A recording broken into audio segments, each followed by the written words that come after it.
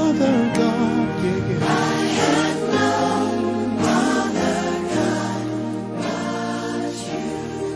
I have no other God but you. I have no other God but you.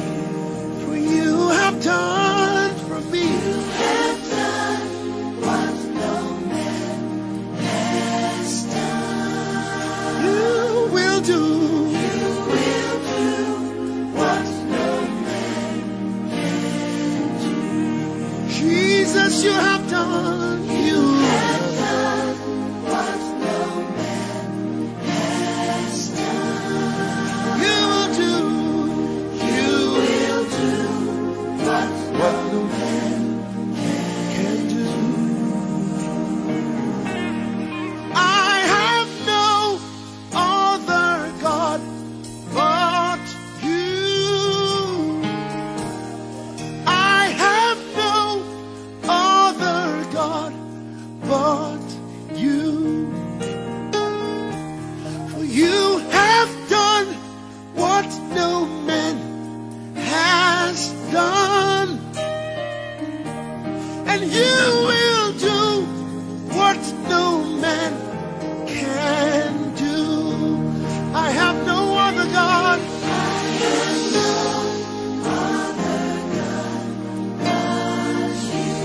I have no other.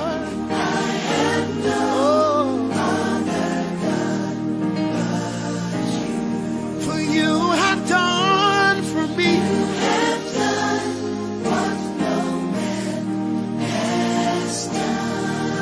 That's why I know you will. Do what no man can do.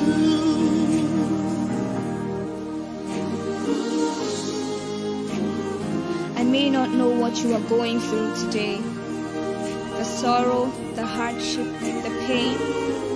But though the mountains crumble and the oceans rage, and war against my soul the devil may wage, though the tempest has turned my smile upside down, and my life like a river of sorrow in which I drown, yet will I stand, unshaken for as long as it lasts.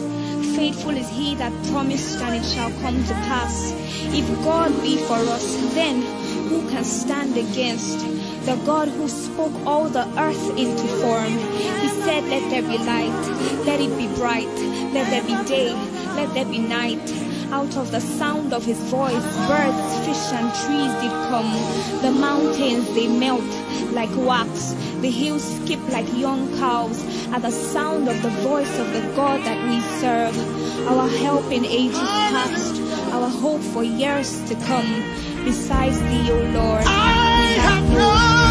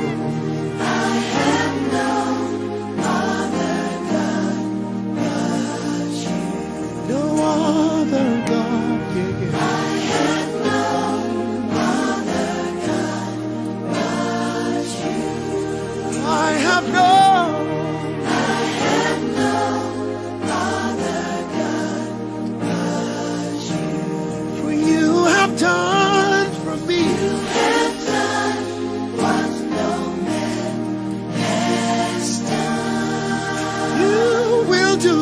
You will do what no man can do. Jesus, you have done. You have done what no man has done. You will do. You will do what What no man can do.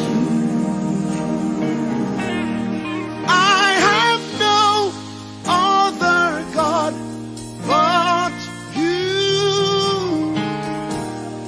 I have no other God but you. For you have done what no man has done. And you will do what no man can do. I have no other God.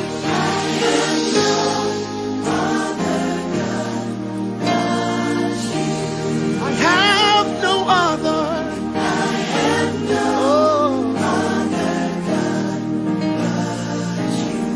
For you have done for me. have done what no man has done. That's why I know you will. You will Do what no man can.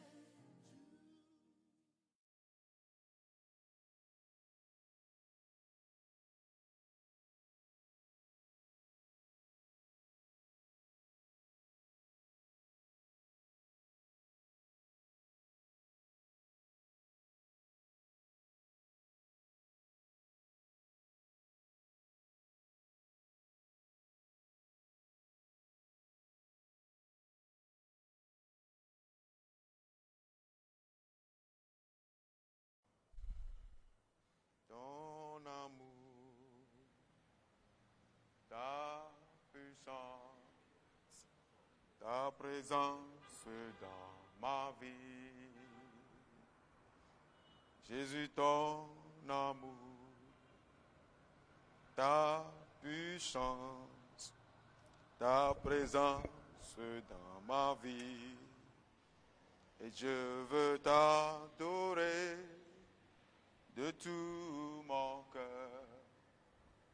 Et je veux t'adorer de toute ma force. Et je veux t'adorer de toute mon âme. Car tu es mon Dieu. Tu es mon Dieu. Car tu es mon Dieu, éternel, tu es mon Dieu, tu es mon Dieu. Oh, car tu es mon Dieu, Yahvé, tu es mon Dieu, tu es mon Dieu. Car tu es mon Dieu, mon Dieu. Car tu es mon Dieu, Seigneur, tu es mon Dieu, tu es mon Dieu. Ton amour, ta puissance, ta présence dans ma vie. Seigneur, ton amour, ta puissance, ta présence dans ma vie. Et je veux t'adorer de tout mon cœur. Et je veux t'adorer de toute ma force. Je veux t'adorer de toute mon âme, car tu es mon Dieu.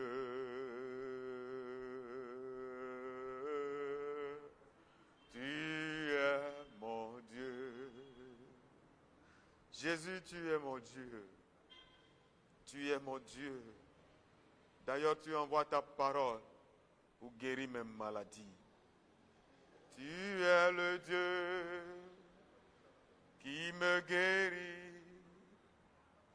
Toi le Seigneur, tu guéris. Tu envoies ta parole pour guérir mes maladies. Tu es le Dieu qui me guérit. Tu envoies ta parole pour guérir mes maladies. Tu es le Dieu qui me guérit. Ah, il est le Dieu qui te guérit. Il envoie sa parole pour guérir.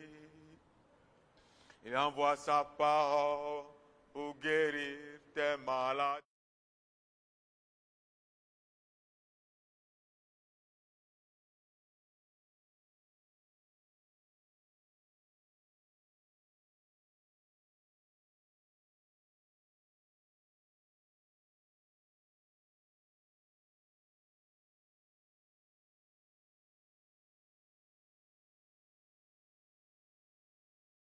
Tu es Dieu et tu seras toujours Dieu parce que tu es Dieu.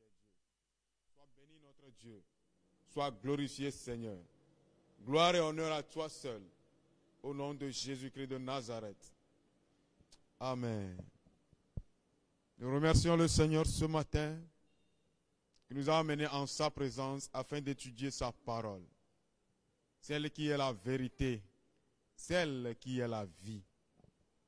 Les jours passés, nous avions parlé des blessures émotionnelles et de la guérison intérieure. Le Seigneur nous a amenés à prier un peu pour qu'il nous guérisse de toutes les blessures auxquelles nous avions été exposés. Des blessures auxquelles nous sommes toujours exposés. Et surtout des blessures auxquelles nous nous exposerons encore plus. Parce que la vie, c'est une continuité. Certes, la continuité exige. Nous allons clôturer cette leçon aujourd'hui. Nous allons clôturer cette leçon aujourd'hui sur les blessures émotionnelles et la guérison intérieure. Le texte de base sur lequel nous nous sommes appesantis tout au long de cet enseignement, précisément les Psaumes, le chapitre 147. Le verset 3, la parole déclare « Il guérit ceux qui ont le cœur brisé et il pense leurs blessures. » Il guérit ceux qui ont le cœur brisé et il pense leurs blessures. Au Psaume, au chapitre 103, les versets 2 et 3 disent « Mon âme bénit l'Éternel et n'oublie aucun de ses bienfaits. C'est lui qui pardonne toutes tes iniquités, qui guérit toutes tes maladies. » Le Seigneur est celui qui nous guérit de toutes nos infirmités, quelles qu'elles soient. Aujourd'hui, nous allons nous appesantir sur 4 points précis. La guérison de l'âme, de l'esprit et du corps. Bien-aimé, le corps humain ou l'être humain est constitué de 3 dimensions particulières, à savoir le corps physique, l'âme et l'esprit. Mais les blessures émotionnelles prennent soin de toucher la dimension la plus sensible. Je veux parler de l'âme de la personne. Les émotions, l'âme de la personne. Et lorsque l'âme est affectée, l'esprit est infecté, le corps est infecté. Nous parlerons de la guérison mentale ou morale ou encore psychologique. Nous voudrons par là dire qu'il faut que la personne qui a été victime des blessures émotionnelles puisse prendre conscience de son état. Il faut d'abord être conscient que tu es malade pour chercher la guérison. L'exemple le plus simple, c'est que tu aies mal à la tête. Et tu vas à l'hôpital, tu dis au médecin, j'ai mal partout dans mon corps. Je ne sais pas concrètement ce qui me fait mal. Il te donnera les produits les produits qui soignent les maux de tout le corps, si ça existe. Mais ton mal de tête risque de demeurer. Être conscient de son état ne veut pas dire accepter être dans cet état, non. Tu reconnais ta situation, mais ça ne veut pas dire que tu es d'accord d'être comme ça. Une chose est de reconnaître l'état d'être, une autre est d'accepter l'état d'être. Ce qui me fait mal souvent, c'est que d'autres personnes arrivent à dire, ma maladie la même. Depuis quand Dieu a créé quelqu'un avec une maladie? Ma maladie la même ne veut pas me laisser tranquille. Depuis quand? Non. Ce sont des infirmités passagères. Nous disons bien, être conscient de son état d'être, reconnaître la situation dans laquelle tu es, la maladie ou bien la blessure à laquelle tu as été exposé, les impacts que cette blessure a eu sur votre vie, vous les reconnaissez qu'effectivement vous êtes dans un état pareil. Ce faisant, vous avez maintenant la possibilité de penser à la recherche de solutions. Et bien aimé, pour pouvoir trouver une bonne solution, il faut identifier les causes. Nous avions parlé déjà des symptômes, des manifestations, et éventuellement aussi des causes. Il faut identifier ces causes, observer ces causes. Si nous prenons seulement l'aspect du viol, quelqu'un qui a été exposé par exemple au viol, quelles sont les conditions qui ont favorisé à ce que cet acte ait lieu? Je veux dire les causes. Il faut identifier les causes de la blessure auquel vous avez été exposé. Ce faisant, vous pouvez penser à l'approche de solution que vous pourrez apporter.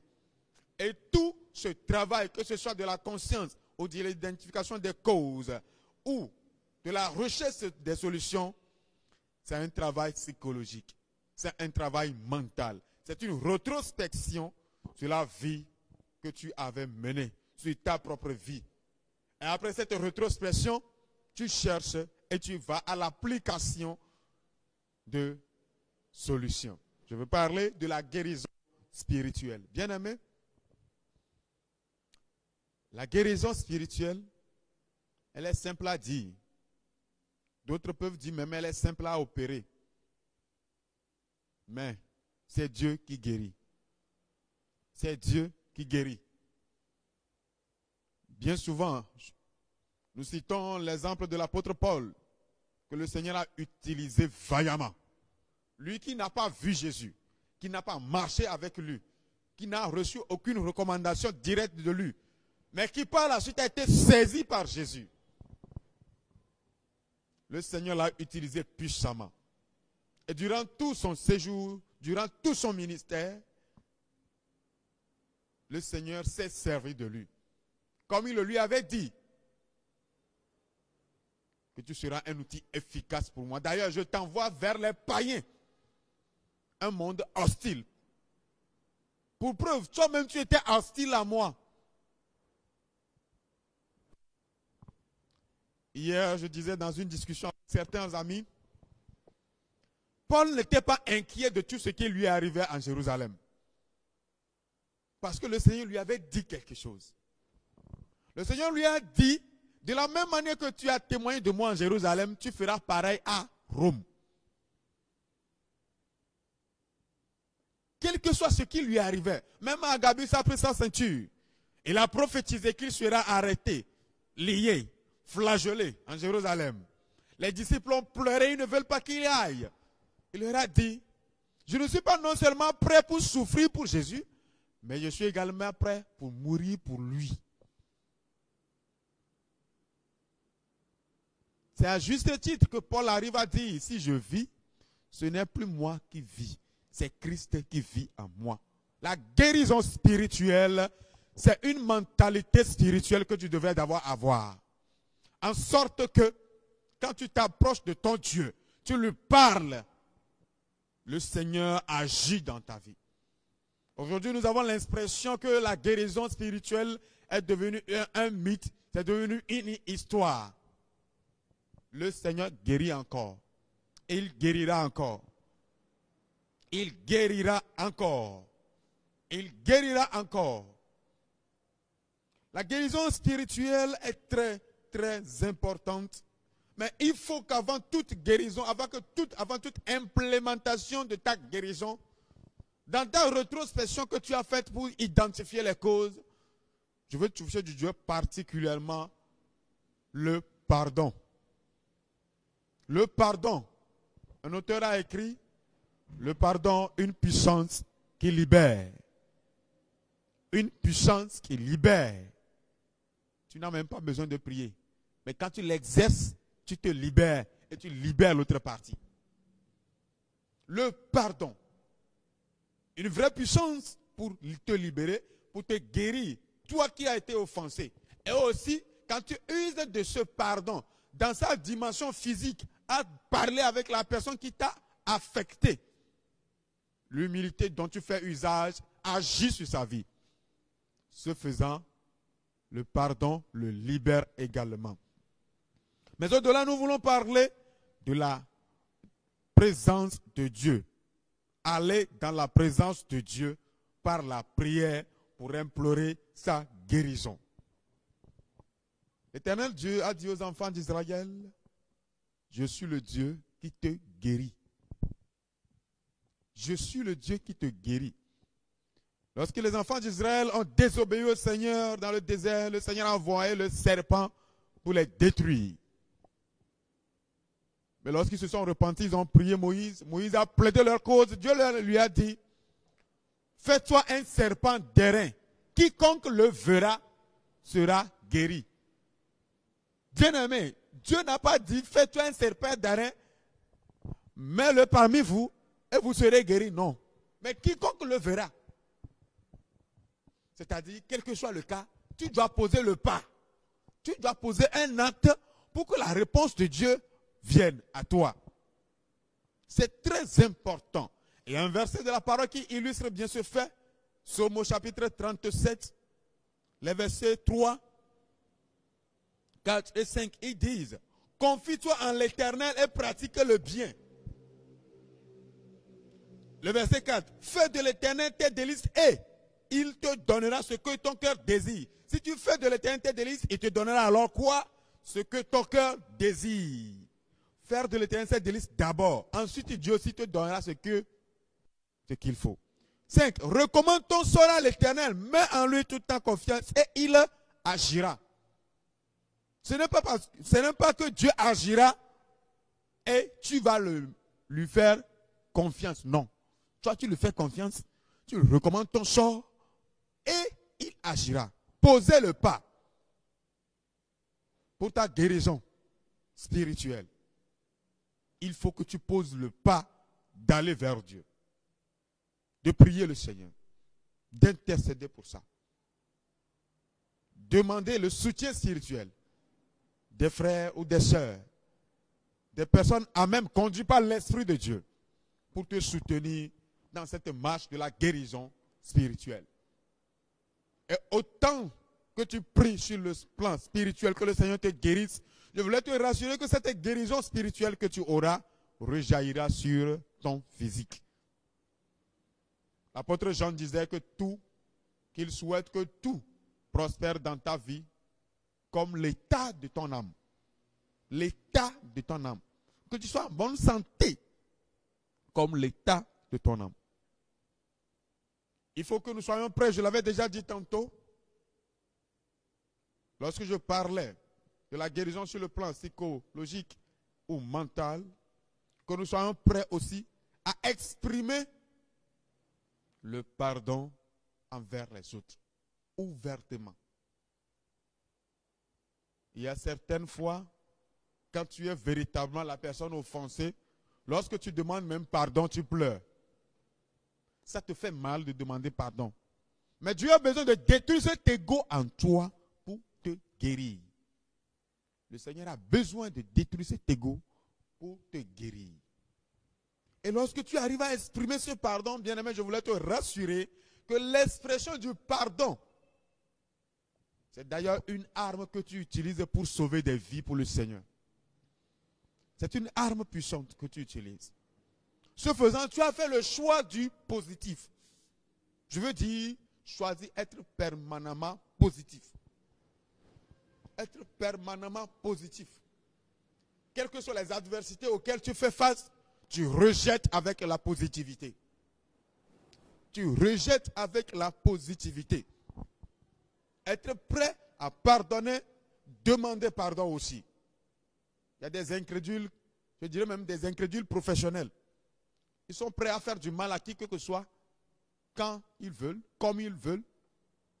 Et ce qui fait mal, je dis bien, ce qui fait mal, c'est lorsque tu leur fais la remarque, ils te disent, bon, si c'est comme ça, excuse-moi.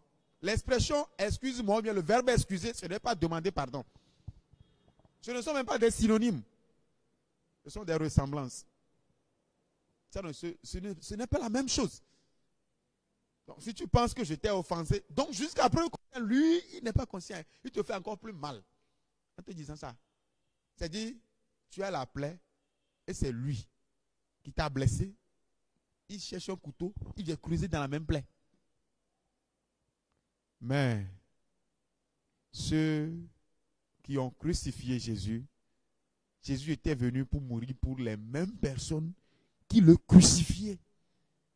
Et il disait, Père, pardonne-le ce qu'ils font, parce qu'ils ne savent pas ce qu'ils font.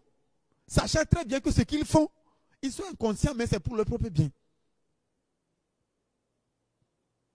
Je me demande comment Étienne a pu rentrer dans cette dimension jusqu'à dire, Seigneur, ne leur impute pas ce péché. Bien entendu que sa mort ne sauvera personne. Mais par sa mort, d'autres personnes verront combien de fois le fait de s'accrocher à notre Dieu est important et vital. Le jour-là même quand il disait, je voyais le Fils de l'homme debout. Tous les disciples qui entendront cette phrase ne vont jamais l'oublier.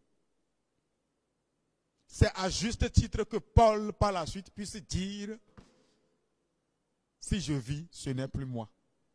Parce que ce qu'il a fait, lui-même. Je voulais aborder à présent un aspect très important, certains actes que nous devons poser dans le processus de la guérison intérieure. La parole de Dieu déclare, mon peuple périt faute de connaissance. Mais je voudrais dire à quelqu'un que pour certaines raisons, devant certaines situations, l'ignorance sauve. L'ignorance sauve. Lisons Ecclésiaste le chapitre 7. Le verset 21 dit, ne fais donc pas attention à toutes les paroles qu'on dit, de peur que tu n'entendes ton serviteur te maudire. Toi qui veux entendre tout, être au courant de tout, tu finiras par entendre ce que tu ne dois pas entendre qui viendra te faire mal et tu seras maîtris.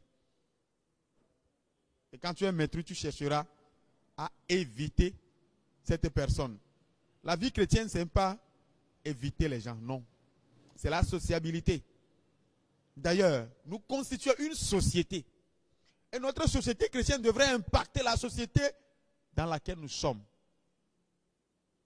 Nous sommes dans le monde, mais nous ne sommes pas du monde. C'est ceux du monde qui ont des partis pris. Accepte de ne pas entendre tout. D'ailleurs, cherche à ne pas être au courant de tout. Sinon, tu finiras par entendre ce qui te fera mal. Que ce soit dans ta vie conjugale, avec tes collègues, avec tes amis, dans n'importe quel domaine, tant que l'information ne t'est pas adressée, ne parvient pas à toi directement, ne cherche pas à creuser. D'autres ont l'habitude de dire, c'est dans le détail que se trouve le diable. Parce que nous-mêmes, nous sommes nos propres diables. Ne cherche pas à trop savoir. Vous savez, souvent, dans certaines conversations téléphoniques, vous parlez, vous finissez, la personne n'a pas raccroché de l'autre bout. Et si malheureusement pour toi, ce sont des gens qui ont une double vie, devant toi, ils sont des frères. Ils parlent bien de toi, vous causez très bien. Mais après toi, c'est du n'importe quoi. Ce jour-là, s'il est en train de te moquer de toi, bon, c'est le petit orgueilleux là, c'est lui que je viens d'appeler. C'est toujours lui. Si tu ne l'appelles pas pour lui faire ce compte rendu, demain il va te convoquer devant les gens, il va dire n'importe quoi. Parce qu'il n'a pas raccroché, tu as entendu tout cela. Mon frère, quand tu finis l'appel, raccroche chez toi. Évite carrément toute situation qui va t'exposer à cette blessure. Évite les personnes qui te blessent. Ça, c'est important. Très important. Parce qu'il y a des gens qui sont prêts à te blesser gratuitement. Somme le chapitre 1, le verset 1 nous dit quelque chose. Très intéressant là-bas. Heureux l'homme qui ne marche pas selon le conseil des méchants, qui ne s'arrête pas sur la voie des pécheurs et qui ne s'assied pas en compagnie des moqueurs. Si tu es parmi eux, ils se moquent des gens, vous riez ensemble. Qui t'assure que quand tu n'es pas là, ils ne parlent pas de toi? Un jour, tu vas entendre tout ce qu'il dit de toi en ton absence et ça te fera mal. Tu vas te rappeler de tout ce qu'il dit des autres devant toi et tu ne disais rien. Évite ceux qui sont prêts à te blesser gratuitement. Parce que dans le corps de Christ, malheureusement, nous avons ces genres de personnes également. Moi, je les appelle des dangers ambulants. Il faut les éviter. Nous avons des amis. Lui là, c'est un véritable ami pour moi. Non. J'ai toute ma confiance en lui. Mais bizarrement, c'est lui chaque fois qui te blesse. Qui fait des choses hors sens. En réalité, c'est parce qu'il ne doit pas avoir la place d'ami dans ta vie. Il faut lui changer de place, connaissance. Il change de titre. Et pour ça, c'est simple. Tu n'as pas besoin de lui dire. Tu as une autre solution simple. Seigneur, lui là, je ne veux plus de lui dans ma vie. Le Seigneur même se chargera de lui trouver une solution. Tu n'as pas besoin de le déranger. Va chez Dieu. Je dis souvent à mes amis, je vais te convoquer chez Dieu. Convoque-le là-bas. Le Seigneur se chargera de lui trouver sa solution. C'est très important. Pour que toi tu gardes ta foi en Christ. Il y a certaines amitiés que nous avons nouées. Ces amitiés ont failli nous entraîner dans le péché sexuel. Nous étions obligés de prendre des décisions drastiques, de ne même plus les appeler, ni de les visiter, quel que soit ce qui arrive. Ces décisions nous avaient sauvé la vie. Il faut que le chrétien, à un moment donné, puisse prendre l'engagement. L'engagement. Parce que la vie chrétienne, c'est un engagement. Je veux t'assurer, si tu évites à ce que les gens te blessent, toi-même évite de blesser les gens. Si tu ne veux pas que les gens te blessent, n'oublie pas, toi aussi, ne les blesse pas. Matthieu, le chapitre 7, le verset 12. La Bible nous dit quelque chose d'intéressant. Nous pourrons trouver la même chose ici dans également Luc, au chapitre 6.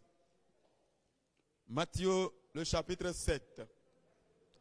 Le verset 12, la parole de Dieu déclare: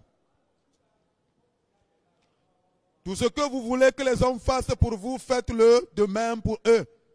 Car c'est la loi et les prophètes. Si vous ne voulez pas qu'on vous insulte, n'insultez pas. Si vous ne voulez pas qu'on se moque de vous, ne vous moquez pas des autres. Si vous ne voulez pas qu'on fasse des commentaires lorsque vous parlez, ne faites pas des commentaires. Comment il a fait pour mettre là à la place de le? Mes amis, la langue de Molière n'est pas une langue de naissance pour nous, les Africains. C'est d'ailleurs pour ça que j'apprécie aussi l'anglais. Parce qu'il n'y a pas les accords qui dérangent pour les verbes du deuxième groupe et du troisième groupe. C'est irregular verb ou bien regular verb. Si tu veux même corriger lui là qui parle devant, est-ce que toi-même tu es capable de te tenir d'abord devant un public avant de penser à corriger les phrases que lui fait? Non. Si tu ne veux pas être blessé, toi aussi, fais de ton mieux pour ne pas blesser les autres. Paul dira plus tard aux Galates, on ne se moque pas de Dieu. Ce qu'un homme aura semé, il le moissonnera. Si tu te moques des autres, attends-toi à ce qu'on se moque de toi, que tu le veuilles ou pas. Il y a souvent des blagues de Toto que nous prenons, nous rions, mais c'est une réalité. Je vous en donnerai un seul. Toto a l'habitude d'avoir des notes minables, des notes carrément graves. Et un jour, son papa lui demande, comment tu fais pour avoir des notes pareilles? Ce n'est pas normal. Et tu es tellement nul qu'il ne comprend rien. Comment tu fais, mon fils? Et Toto lui répond, c'est parce que tu es mon père. C'est parce que tu es mon père. C'est pourquoi j'ai des notes minables. Autrement dit, parce que son papa est nul, lui aussi il est nul. Tel père, tel fils. N'inculquons pas à nos enfants de mauvaises habitudes, de mauvais comportements. Si tu prends tout le temps à te moquer de ton enfant, à le ridiculiser, surtout devant ses frères, de même ça encore, tu es en train de semer une rivalité sans précédent dans toute ta génération. Ne nous moquons pas les uns des autres, si nous ne voulons pas que d'autres se moquent de nous. Jésus avait donné une parabole où on a invité les gens à une fête. Et à cette fête, rassure-toi, il faut que tu sois à la place qui t'est due. Ne cherche pas à aller t'asseoir devant aux invités. À la place des invités, non. Cache-toi. Cache-toi. Il y a des gens qui ont été appelés dans le service du Seigneur auprès des ouvriers, des pasteurs, pour interpréter. J'en connais un. Il a l'habitude de se cacher. Le Seigneur a mis plein de choses, mais il a l'habitude de se cacher. Pour d'autres ministères même, il se cache. Parce que le temps du Seigneur est le meilleur. Lorsque tu veux t'exposer, te faire remarquer, n'oublie pas que le diable t'observe. Non seulement il t'observe, mais il te guette. Lorsqu'il aura l'opportunité, il ne va pas te rater. Il ne va pas te rater. Cache-toi. Il a voulu prendre la place de Dieu lui-même. Satan a voulu prendre la place de Dieu. Le Seigneur l'a précipité. Toi, homme naturel, tu veux prendre la place qui ne t'est pas due. Non, ne fais pas ça. Sinon, en faisant ces choses, lorsqu'on viendra te changer de place devant tout le monde, ça te fera mal. Tu ne pourras même plus manger. Tu vas partir. Tu ne pourras même plus goûter à la saveur, tout ce que tu as humé.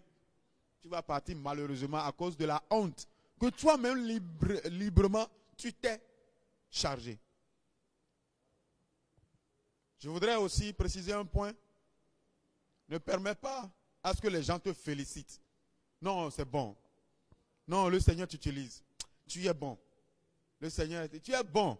Et quand tu prends le micro, non, je t'assure, le Saint-Esprit agit. Quand tu chantes, tout le monde tombe. Quand tu es sur ta guitare et tu joues avec émotion et sensation, je t'assure, le Saint-Esprit prend tout le monde, les gens commencent par danser. Il faut lui dire merci. Pour avoir pris soin de vouloir te créer des problèmes avec Dieu. Et tu t'esquives. Ne cherche pas de vaine gloire à te faire féliciter. L'aspect le plus important pour moi pour clôturer cet enseignement, c'est la mort à soi-même. Être né réellement de nouveau. Être mort à soi-même. Quand vous prenez les cadavres, tout ce qu'on leur fait, toutes les piqûres, tout ce qu'on leur fait, il ne va jamais bouger. Il ne va même pas sentir la douleur parce qu'il est mort.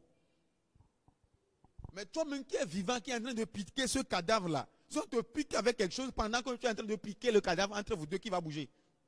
Qui va crier même? Si spirituellement tu es mort, toutes les blessures éventuelles auxquelles tu t'exposeras ne te feront plus mal. Parce que ce n'est plus toi qui vis, c'est Christ qui vit maintenant en toi. Amen.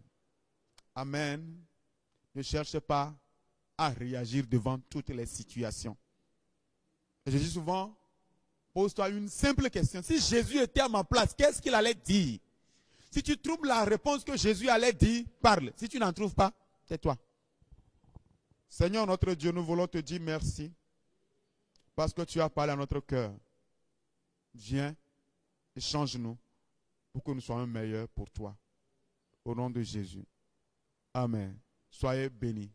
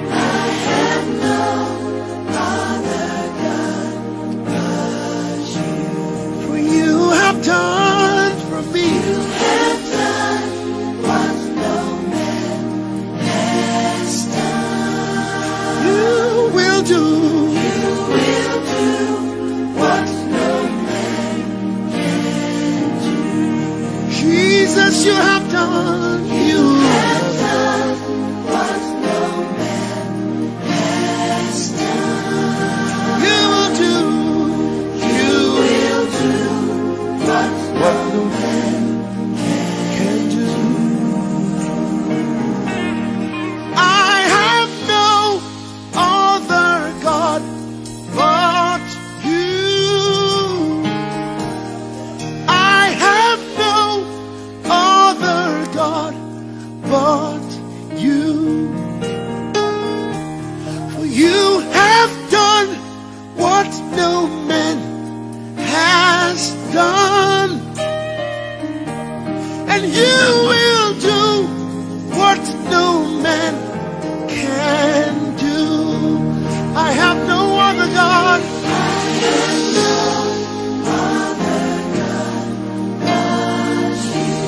I have no other.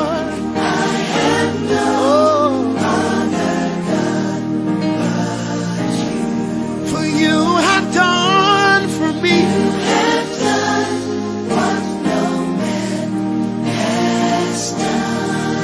That's why I know you will. You will do what no man can do.